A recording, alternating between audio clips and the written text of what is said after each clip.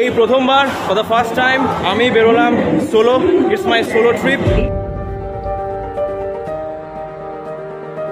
Just বেরোতে যাচ্ছিলাম এখান থেকে এবং বৃষ্টি নামলো, আকাশ পুরো কালো হয়ে গেছে।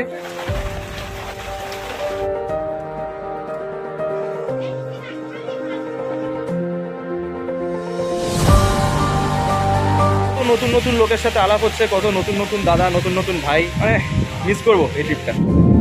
সাংঘাতিক ঝড় বৃষ্টি শুরু হয়েছে আবার, একদম লোডশেডিং হয়ে গেল। মানে গোটা বিল্ডিংটাতে আমি একা, এরকম ঘুটঘুটে অন্ধকার, এরকম সাংঘাতিক ঝড় বৃষ্টি।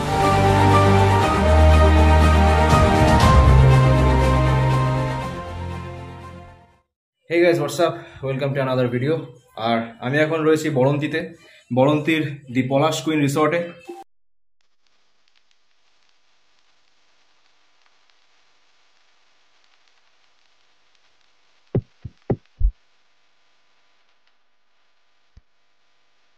এই হচ্ছে আজকের লাঞ্চ, ভাত, আলু পোস্ত, পেঁয়াজকলি আলু ভাজা, ডাল এবং মাছ। খাওয়া দাওয়া করে আশপাশটা একটুখানি ঘুরতে বেরোবো।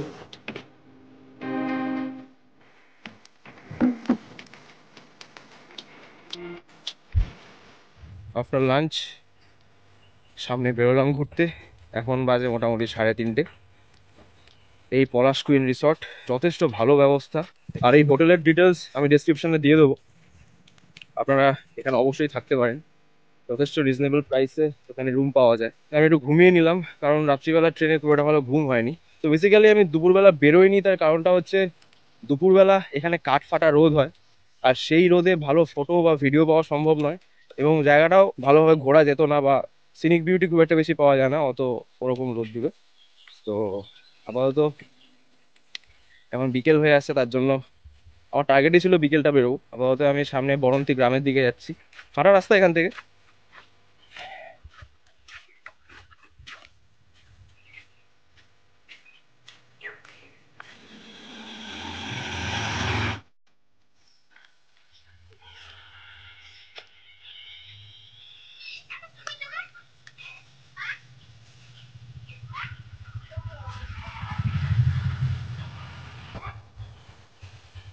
এই হচ্ছে বরন্তি ভিলেজ।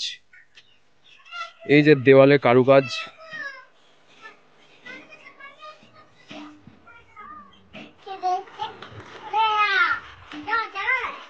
কিরে ট্রাইবাল ভিলেজ ভাইবস।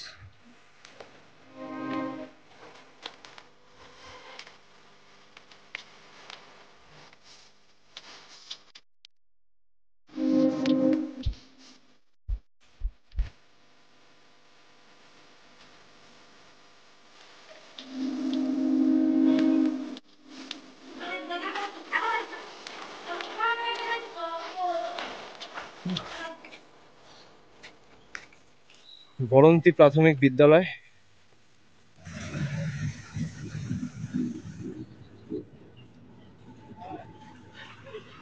খুবই সুন্দর একটা জায়গা, এবং সুন্দর গ্রাম্য পরিবেশ, সুন্দর রাস্তা।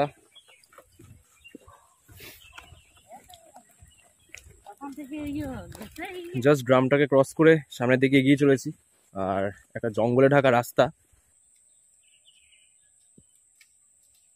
চতুর্দিকে কেউ কোথাও নেই, রাস্তাটাতে জাস্ট আমি একা।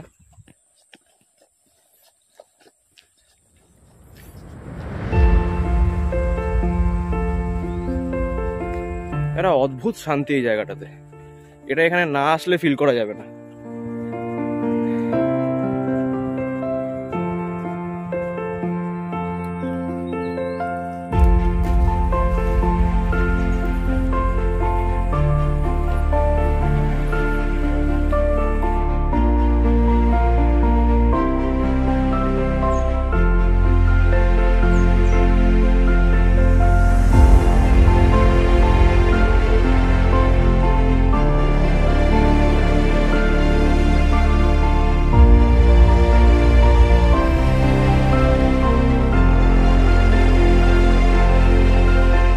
মেন রাস্তার একদম পাশে একটা পায়ে হাঁটা ট্রেল দেখতে পাচ্ছি, তো সেটা ধরে একটু এগিয়ে দেখবো এই জায়গাটা কেমন।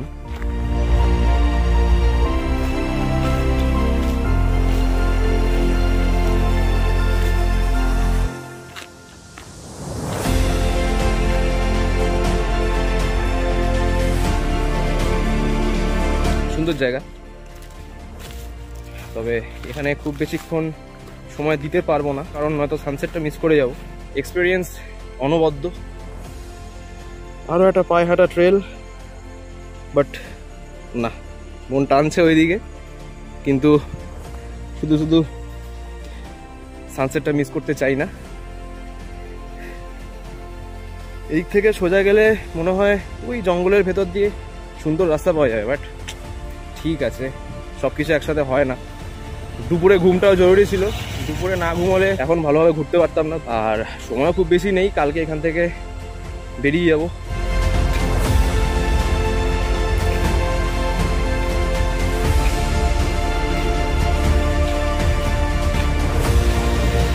এবার আমাকে একটু পা চালাতে হবে, কারণ সূর্য অনেকটাই নেমে এসছে, ড্যাম অবধি পৌঁছতে হবে।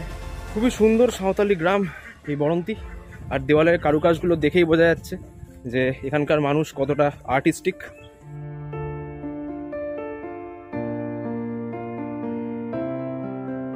তো আমি এখন বরন্তি ড্যামে, একটু বাদেই সানসেট হয়ে যাবে। এখান থেকে খুব সুন্দর একটা ভিউ পাওয়া যাচ্ছে সানসেটের। বরন্তি লেক থেকে সানসেটটা দেখার মতো।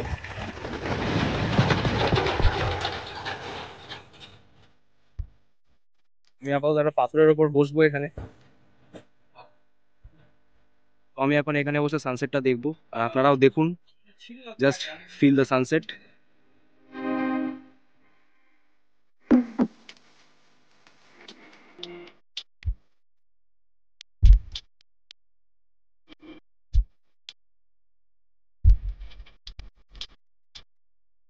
একটু আগে সানসেটটা হলো, সানসেট হওয়ার সাথে সাথেই ঝুপ করে ঠান্ডা নামলো।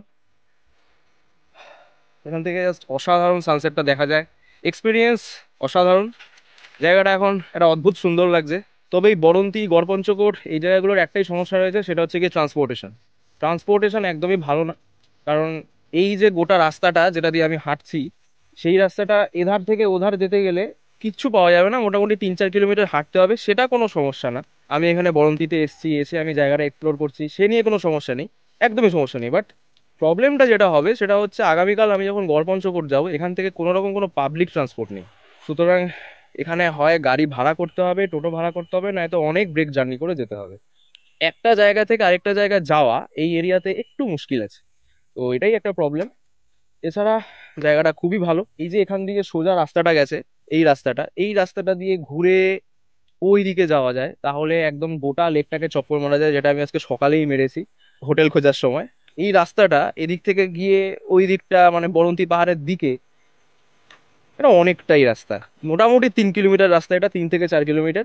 বাট হাঁটতে কোনো রকম কোনো অসুবিধা হয় না।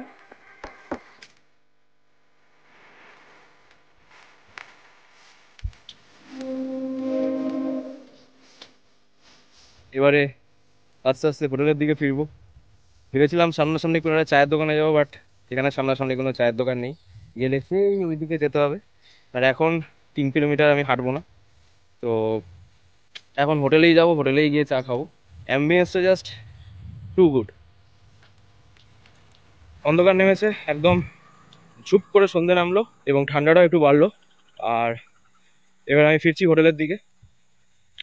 একদম ঘুটঘুটি অন্ধকার, কোনো রকম কোনো স্ট্রিট লাইট নেই। এই হচ্ছে এখন অ্যাম্বিয়েন্স।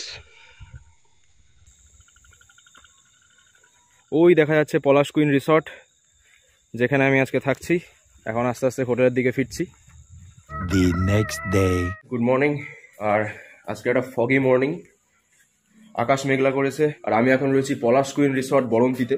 এই রিসর্টটা একদম পুরো ফুলের বাগানে ভালোভাবে সুন্দর করে সাজানো। এই আমার পেছনে হচ্ছে গিয়ে পলাশ গাছ, বাট এখনও পলাশ ফুল খুব একটা বেশি ফুটছে না, মোটামুটি মার্চ মাসের দিক থেকে ফুটবে পলাশ ফুল।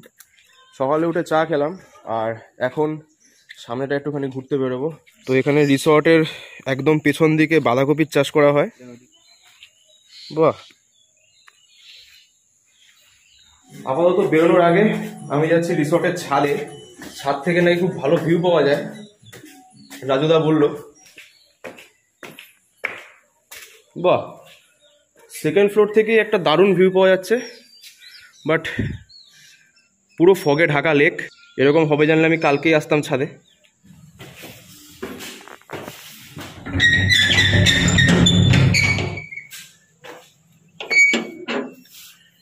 রিসর্টের ছাদ, এবং এই ছাদে দাঁড়িয়ে খুবই ভালো ভিউ পাওয়া যাবে। আমার ঠিক পেছনে রয়েছে পাহাড় এবং এদিকে রয়েছে লেক। যদিও এখন কিচ্ছু দেখা যাচ্ছে না, কিছু করার নেই, বাট তবুও লেকটা একটু হলেও দেখা যাচ্ছে। আপনাদেরকে যতটা পারি আজকে এই ফগি মর্নিংয়ে দেখানোর চেষ্টা করছি।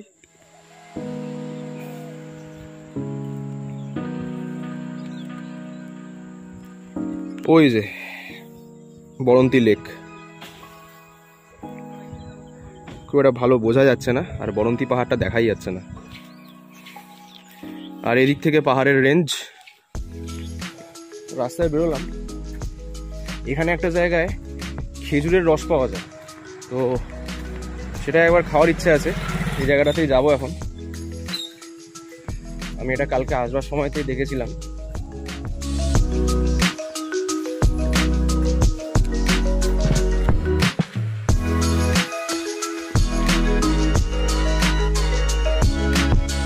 খেজুরের রস পাওয়া যাবে দাদা?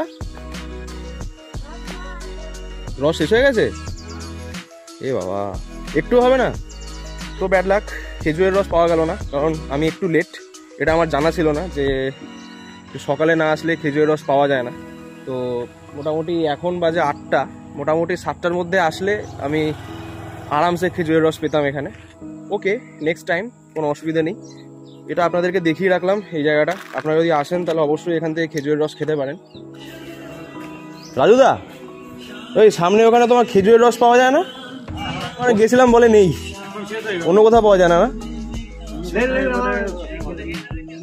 না, ও খেজুর রস আছে।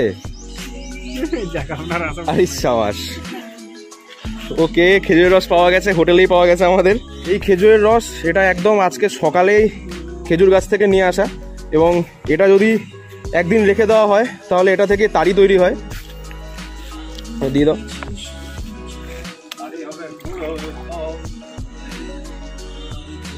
আমার লাকটা খুবই ভালো যে আমি ওখানে না পেয়ে হোটেলে এসে হোটেলেই পেয়ে গেলাম। তো এবারটা খেয়ে দেখি। বাহ, দারুণ। হ্যাঁ, মিষ্টি মানে হেভি। আমি আবার একটুখানি সামনে থেকে একটু সাইকেল রাইড করে আসি। এই ফগি মর্নিংয়ে সাইক্লিং হোটেলের দাদার কাছ থেকে পেয়ে গেলাম এই সাইকেলটা। ওদিকে বরন্তী পাহাড় একদম ফুল ফগে ঢেকে রয়েছে, কিছু করার নেই। আমি রাস্তাটা ধরে যতটা দূর যাওয়া যায় যাই। সময় কুলোতে হবে, কারণ ফিরে এসে আবার টাইম থাকলে বেশ খানিকক্ষণ ঘোরা যেত।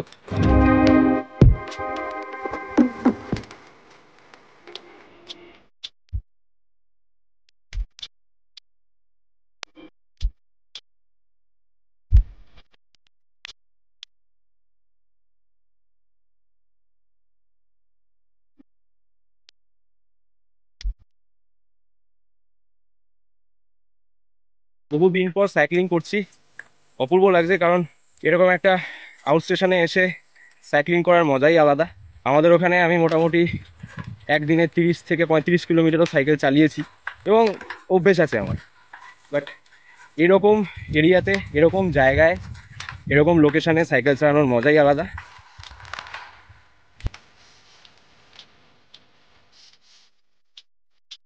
এখন আমি খানিকক্ষণ সাইকেল চালাবো। এই সামনে আর একটু গিয়েই আমি ব্যাক করব হোটেলে। তো যে রাস্তা দিয়ে এসেছি সে রাস্তা দিয়েই ব্যাক করব। এরপরে হোটেলে ব্রেকফাস্ট করে বেরোবো গড়পঞ্চকোটের উদ্দেশ্যে। আর একটা গাড়ি ঠিক করেছি, হোটেলের দাদাই ব্যবস্থা করে দিল, আমাকে গড়পঞ্চকোটে নামিয়ে দেবে। তো আজকের ভিডিও এই পর্যন্তই। আর নেক্সট এপিসোডে আপনারা দেখতে চলেছেন গড়পঞ্চকোট, সেখানে আমি কিভাবে যাই এবং সেখানে কি কি দেখি সেটা আপনারা। শিট বাম্পার, ডাউন স্লোপে বাম্পার একটা ডেঞ্জারাস জিনিস, স্পিড কন্ট্রোল না করলে। হ্যাঁ, যেটা বলছিলাম। তো নেক্সট এপিসোডে আপনারা দেখতে পারবেন গড়পঞ্চকোট। তো আপাতত এই ভিডিওটা এই পর্যন্তই। সকলে ভালো থাকবেন, দেখতে থাকুন। So tata and subscribe.